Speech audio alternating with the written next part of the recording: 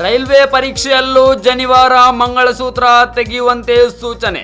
ಸಂಸದ ಕ್ಯಾಪ್ಟನ್ ಬ್ರಿಜೇಶ್ ಚೌಟ ಮನವಿಗೆ ಕ್ಷಿಪ್ರ ಸ್ಪಂದನೆ. ಸಚಿವ ಸೋಮಣ್ಣ ಮಧ್ಯಪ್ರವೇಶ, ತಣ್ಣಗಾಯ್ತು ವಿವಾದ. ರೈಲ್ವೆ ನೇಮಕಾತಿಯ ನರ್ಸಿಂಗ್ ಸೂಪರಿಂಟೆಂಡೆಂಟ್ ಪರೀಕ್ಷೆಗೆ ಹಾಜರಾಗುವ ಅಭ್ಯರ್ಥಿಗಳ ಜನಿವಾರ ಮತ್ತು ಮಂಗಳಸೂತ್ರ ತೆಗೆಸಬಾರದು ಎಂದು ಅಧಿಕಾರಿಗಳಿಗೆ ರೈಲ್ವೆ ಇಲಾಖೆಯ ರಾಜ್ಯ ಖಾತೆ ಸಚಿವ ವಿ ಸೋಮಣ್ಣ ಅವರು ಸೂಚನೆ ನೀಡಿದ್ದಾರೆ. ಪರೀಕ್ಷೆಗೆ ಹಾಜರಾಗುವವರು ಧಾರ್ಮಿಕ ಸಂಕೇತಗಳು ಮತ್ತು ಮಂಗಳಸೂತ್ರವನ್ನು ತೆಗೆದು ಬರಬೇಕು ಎಂದು ಪ್ರವೇಶ ಪತ್ರದಲ್ಲಿ ಉಲ್ಲೇಖಿಸಲಾಗಿತ್ತು. ಇದಕ್ಕೆ ಹಿಂದೂ ಪರ ಸಂಘಟನೆಗಳಿಂದ ವ್ಯಾಪಕ ಆಕ್ರೋಶ ವ್ಯಕ್ತವಾಗಿತ್ತು. ವಿವಾದ ಭುಗಿಲೇಳುತ್ತಿದ್ದಂತೆ ದಕ್ಷಿಣ ಕನ್ನಡ ಜಿಲ್ಲೆ ಬಿಜೆಪಿ ಸಂಸದ ಕ್ಯಾಪ್ಟನ್ ಬ್ರಿಜೇಶ್ ಚೌಟ ಅವರು ಸಚಿವ ಸೋಮಣ್ಣ ಅವರ ಗಮನಕ್ಕೆ ತಂದಿದ್ದರು.